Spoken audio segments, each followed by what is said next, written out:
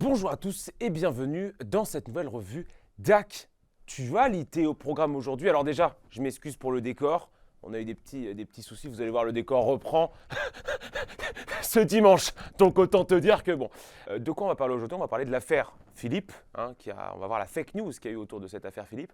On va parler des manifestations à Paris et évidemment, vous vous en doutez, on va parler de Jean-Luc Mélenchon et de la censure, c'est intéressant. Alors, ça m'étonne un peu parce que je commence à être un peu reconnu à droite et j'ai toujours pas eu le droit à ma petite enquête diffamatoire. Mais avant tout, je t'invite à liker, à commenter, à partager, surtout à t'abonner à la chaîne de Georges. C'est très important pour...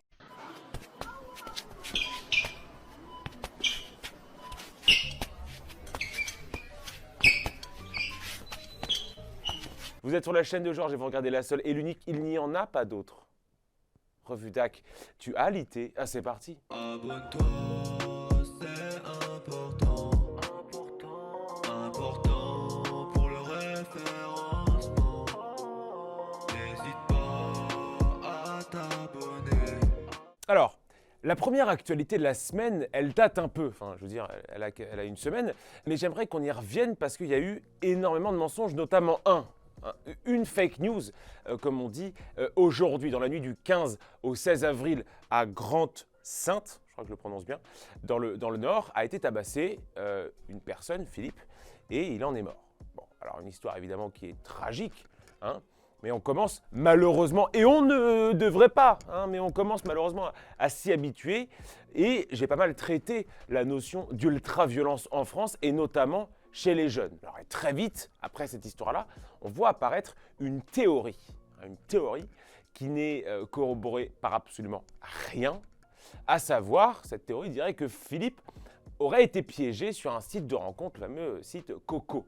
Bon, l'histoire a des contours un peu tordus, mais c'est pas tout, puisqu'on voit une autre théorie encore plus étrange. En fait, Philippe serait un pédophile qui draguait des mineurs.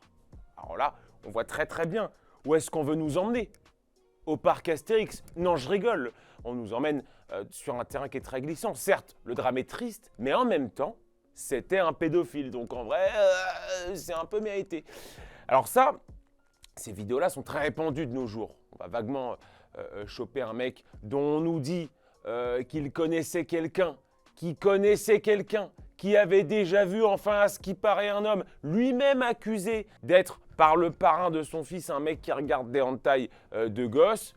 On prend une vidéo et on l'encule et on titre, on chasse des pédophiles. Bon, c'est un truc un peu répandu dans certains milieux. Si vous voulez briller en société et tenter de reconquérir votre ex, avec qui d'accord j'ai fait de la merde, mais tu te rends compte de ce qu'on est en train de perdre là?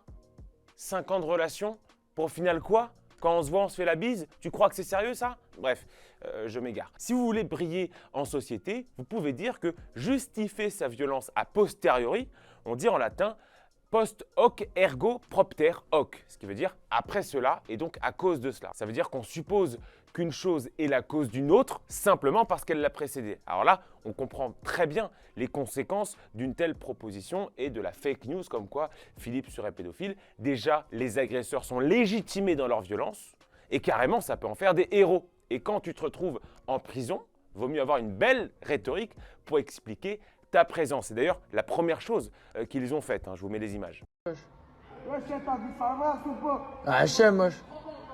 Moi? Non, j'ai rien fait d'histoire. Il a ramené un mec, et le mec il voulait violer une fille de 14 ans. Non. Et du coup, mon pote il l'a pris, il a violé sa mère, il est mort. Non, c'est pas vrai ça, c'est pas vrai, j'étais là. Ouais, non, c'est pas vrai. C'était un coup de gazeuse, après mon pote il a mis que... Ouais, mais c'est bizarre. L'autre conséquence est beaucoup plus cruelle. C'est que le Philippe, déjà mort et dont la photo circulait, meurt une deuxième fois. Sa mémoire est souillée. Il est mort et le souvenir qu'on avait de lui meurt aussi puisqu'on apprend qu'il était un pédophile. C'est absolument inhumain et ça s'avère faux. Donc le Parisien et d'autres influenceurs que je ne citerai pas, mais vous avez très bien deviné qui, sans aucune race, commencent à propager la fake news d'un rendez-vous pédophile sur le site de rencontre Coco. Version qui nous vient des agresseurs. Oh, comme par hasard, une version pour légitimer la violence qui nous vient de ceux qui produisent cette violence. version qui va être contredite par les proches de la victime. Et là, une personne apparaît qui est la personne du fameux vrai rendez-vous.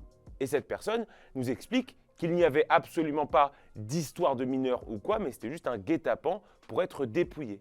Donc cette personne-là contredit par sa simple présence la version comme quoi Philippe aurait eu rendez-vous avec une personne sur le site Coco. Donc Philippe, on se rend compte à ce moment de l'histoire que Philippe était juste là au mauvais endroit, au mauvais moment. Ce qui est assez marrant, c'est que la version d'un Philippe pédophile, démenti, a été propagée par un article du Parisien. Bon, pourquoi pas.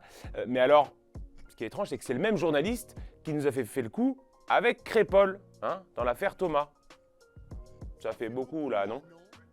La deuxième actualité de la semaine est évidemment intéressante, sinon je ne l'aurais pas choisi, hein, tu te doutes bien. C'est une manifestation à Sciences Po qui a été dérangée, bousculée, chahutée par le collectif Némésis dont on a déjà parlé la semaine dernière. Je vous explique tout ça.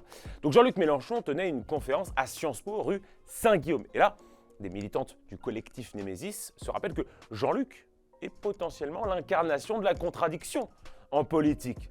Donc ça se donne rendez-vous sur Snap et ça se fait face. En soi, l'action, c'est assez logique, hein. Mélenchon est une personne qu'on peut juger dangereuse pour la démocratie et pour notre pays.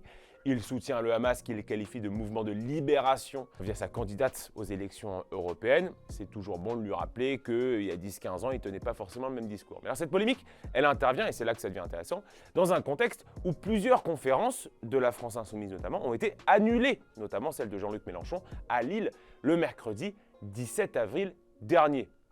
Alors con comme il avait comparé le président de l'université à Adolf Eichmann, en tentant de citer Hannah Arendt. Enfin bref, le mec a lu tout ça de travers. Alors, petite parenthèse, j'ai pas grand-chose en commun avec Jean-Luc Mélenchon et ses idées, ni même avec des insoumis, dont on peut se demander, après s'être soumis au salafisme, au libéralisme, à la Chine, à la Russie et à peu près à tout ce qui n'est pas blanc et français, à quoi fait référence leur nom.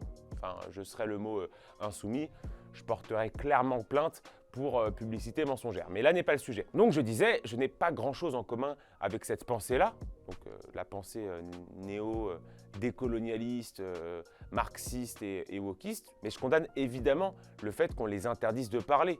Tout comme je condamne évidemment quand un islamiste turc interdit à Zemmour de parler en Belgique. Turc, Belgique, France, Zemmour, enfin bref, c'est ça la beauté de l'Union européenne. Donc, j'ai pas beaucoup de choses en commun avec les insoumis, mais je condamne cette volonté de censure qu'ils subissent. Sauf que, les insoumis, aujourd'hui, ont un discours qui est assez cocasse, on va le dire. C'est eux qui, depuis 10 ans, ont normalisé cette censure contre leurs ennemis politiques. Censure juridique, comme on l'a vu à Besançon avec le collectif Némésis, censure physique et violente avec leurs antifas, qui sont leurs services d'ordre, pareil, et censure intellectuelle, avec le qualificatif de facho, qui est balancé à peu près à tout le monde, votant plus à droite qu'Alain Juppé. C'est Raphaël Arnaud, notamment, donc très proche de Jean-Luc Mélenchon, qui s'est félicité que Zemmour soit censuré et ne puisse pas s'exprimer à Bruxelles. Arnaud, on le sait, on a des photos, il est très proche de Jean-Luc Mélenchon. C'est Éric Coquerel qui était favorable à la censure du site F2 Souche. Et évidemment, c'est la France Insoumise qui a été l'instigateur des campagnes de dénigrement systématique de la chaîne CNews, dont j'avais déjà abordé la problématique il y a 2 semaines ou 3 semaines, je ne sais plus. Donc la position de principe, c'est ou de tolérer la censure dans tous les sens possibles, y compris quand on en est soi-même victime, ou de s'opposer, j'ai envie de dire, absolument à la censure, mais de s'y opposer tout le temps, y compris quand elle touche nos adversaires politiques. Et alors, la troisième actualité de la semaine, c'est non pas une, mais 2 manifestations qui ont eu lieu dans Paris. La première manifestation a eu lieu le 21 avril, soit très précisément un jour après mon anniversaire, et concernait un peu tout et n'importe quoi, puisque c'était une manifestation contre le racisme, l'islamophobie, celle qui tue ou quoi, et globalement le mal, avec un grand V. Alors, la manifestation se tenait à Barbès, soit dit en passant, on n'a jamais vu autant de blancs dans le quartier, bref, et on avait une extrême gauche, hein, évidemment joint par des rappeurs style Medine ou Kerry James, et globalement, quand on regarde les photos, on avait tous ceux qui détestent de près ou de loin notre pays. Mais tout ce beau monde s'est finalement retrouvé derrière un drapeau, celui de l'Empire français. Je plaisante. Le drapeau qu'on a ressorti, c'est évidemment le drapeau palestinien. La dernière chose qui unit tout ce beau monde. Hein? Comme je l'ai été pour mes parents avant qu'ils divorcent. Yes, super, exact. Chose très intéressante que j'ai remarqué, il y a des photos qui sont sorties de cette manifestation, notamment une photo de Médine et de Jean-Luc Mélenchon. Sauf que Mélenchon, c'est le mec qui disait, il n'y a pas si longtemps que ça, que le voile est obscène, qu'une voilée en France est une voilée de trop, et que, je le cite, on a le droit d'être islamophobe. Donc on est sur un bon gros laïcard, hein, comme diraient les indigènes de la République.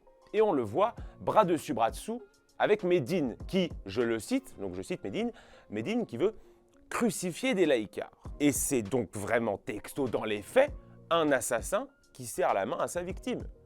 C'est intéressant, c'est vraiment le peu d'amour-propre des insoumis.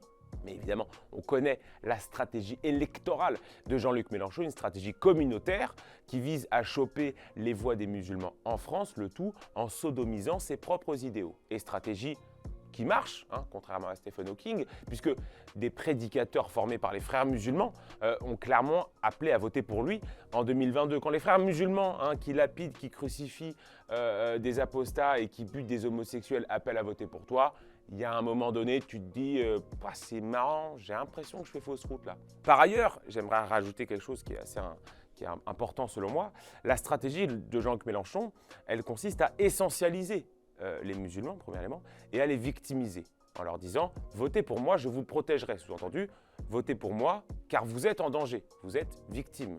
Mais cette stratégie, elle est dangereuse parce que je pense que la première chose qu'il faut dire aux musulmans, c'est leur parler en tant que Français et non pas en tant que musulmans, parce que sinon on les fige communautairement, on les fige dans leur communauté et on les empêche de s'extraire de cette communauté comme devrait le faire toute nation qui se respecte. Fin de la parenthèse. Et alors, l'autre manifestation qui est passée complètement sous les radars, c'est une manifestation d'Afghans dans Paris. Et là, vous allez me dire, mais qu'est-ce que des Afghans qu'on accueille très gracieusement à nos frais vont nous casser les couilles dans Paris? Et vous auriez pas tort. Bon, pour un peu de contexte, c'était à la suite d'un incendie rue de Charonne où 3 Afghans sont morts. Et là, vous intervenez encore, et vous avez raison. Si on n'accueillait pas autant de migrants, peut-être qu'on ne serait pas obligé de les entasser dans des lieux insalubres qui prennent feu et qui les tuent. Vous avez un peu raison quand même, je suis désolé de vous le dire. Donc la communauté afghane s'est violemment prise à des forces de l'ordre, boulevard Voltaire. Alors que dire? Que dire? Que dire? Parce que là, on est très loin dans la tolérance. Enfin, je veux dire, tolérer la venue d'une communauté qui ne partage, on va se le dire, rien avec la communauté française, c'est déjà se faire pisser dessus, objectivement. Mais alors, tolérer que cette communauté s'en prenne à nos forces de l'ordre, à nos services publics et vole le taf de nos Black Blocs, bah là, on ne se fait plus marcher dessus, là. On s'est carrément transformé en semelle. Et pourquoi je vous parle de cette manifestation? Cette manifestation, elle est intéressante historiquement. Pourquoi je vous dis ça? Parce que dans l'histoire, les plus gros conflits entre l'extrême gauche et les islamistes, ils ont eu lieu, selon moi, dans 2 pays. Ils ont eu lieu évidemment en Iran, à la suite de la révolution iranienne qui est organisée, qui est orchestrée par l'extrême gauche iranienne en 1979, et dans les années 70, plus spécifiquement dans les années 80, entre les communistes afghans et les islamistes afghans.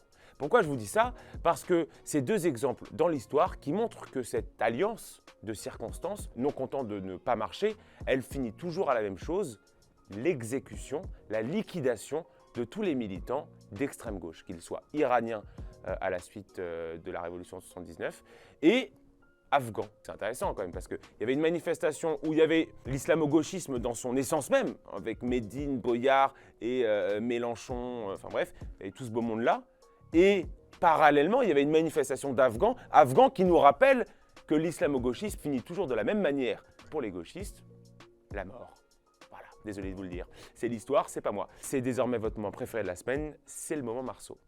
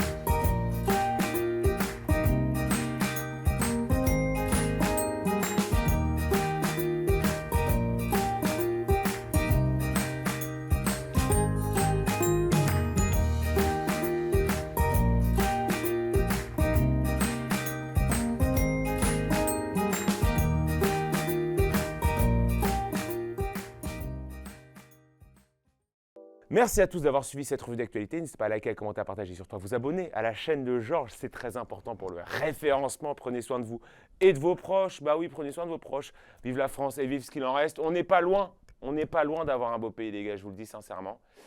À plus dans le bus. Time! Abonne-toi, c'est important. Important.